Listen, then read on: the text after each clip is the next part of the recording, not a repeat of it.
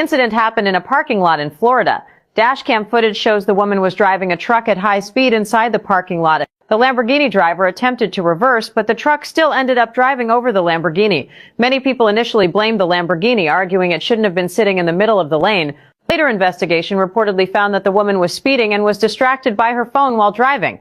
She then claimed she didn't see the Lamborghini. The woman is now facing full liability for the Lamborghini's damages and is also being charged with dangerous driving. What's your opinion on this matter? Fuck what they was talking about.